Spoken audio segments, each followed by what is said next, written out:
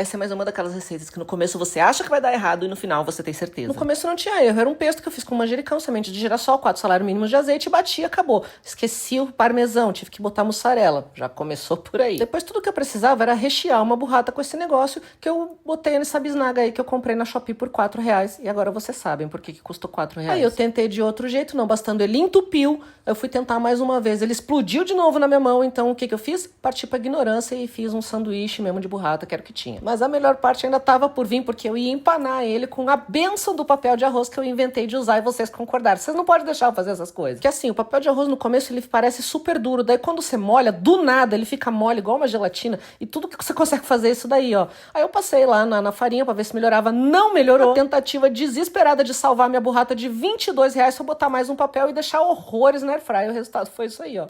Não tá bonito, mas eu juro que ficou gostoso.